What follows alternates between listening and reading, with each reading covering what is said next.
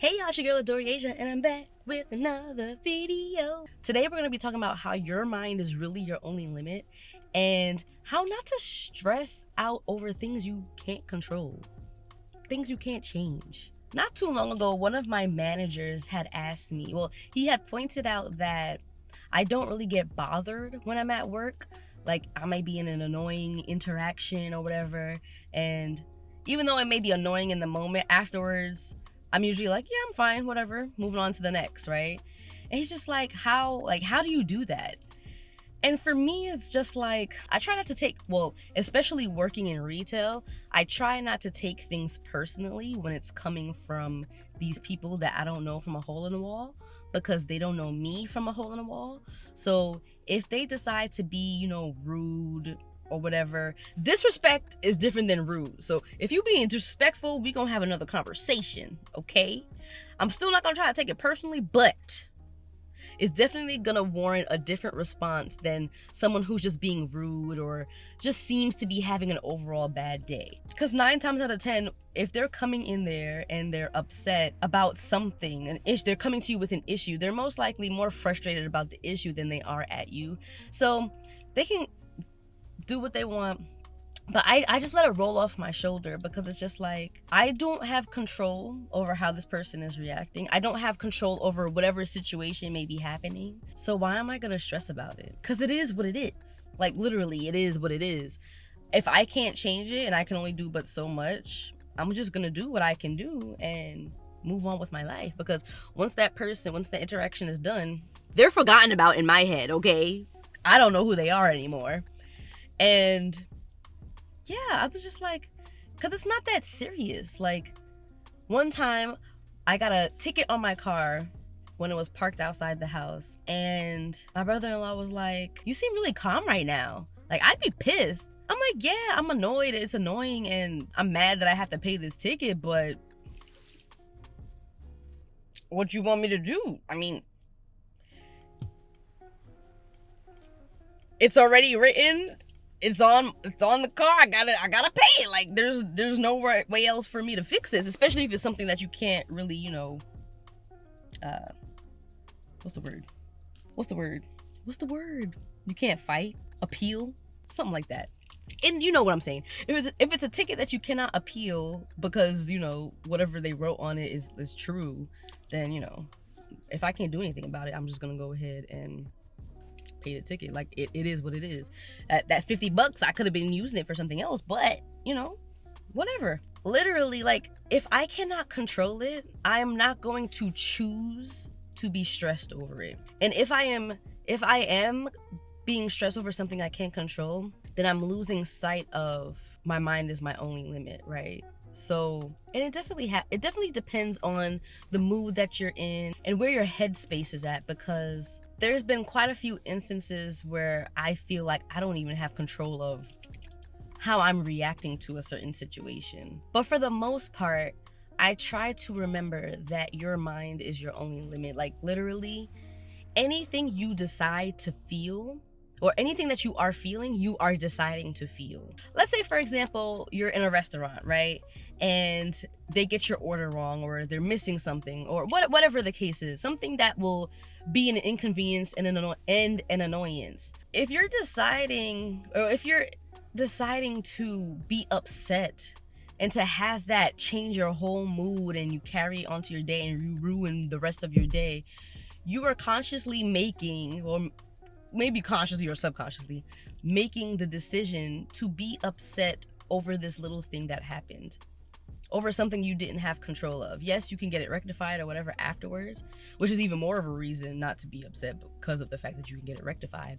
But over something you did not have control over, like, you said what you wanted, it came back not how you wanted. You didn't have control of who was putting the food on the plate in the kitchen, right? It can go from something as little as that to even a breakup, right?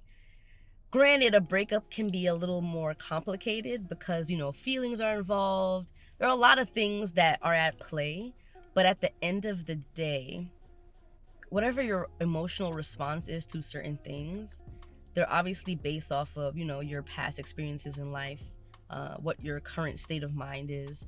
And in those moments, we tend to forget how much power we really have over our emotions.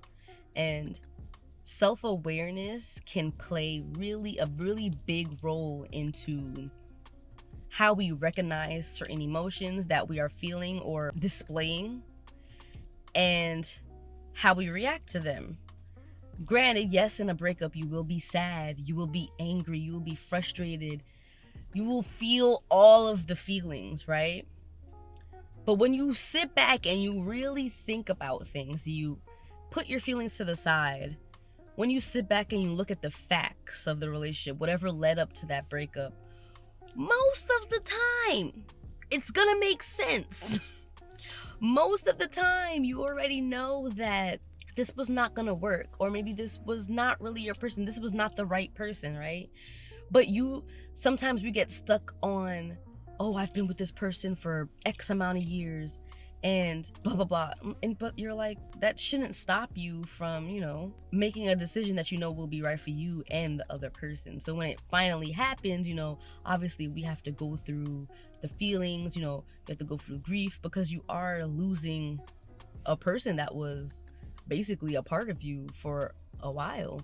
But you decide how you will react to situations like that. You decide how you're going to regain control of your life. You decide whatever way you need to cope and heal and move on, and you can't lose sight of that. Another example is to things that happened to us in our past.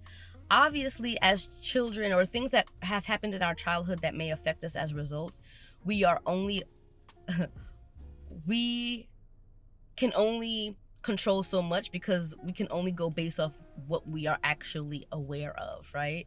So if we are aware of something that happened in our childhood and able to connect it to a tendency that you have, a behavior that you have, and we're able to see the correlation, then we can actively be like, okay, I'm not gonna do that because of X, Y, and Z.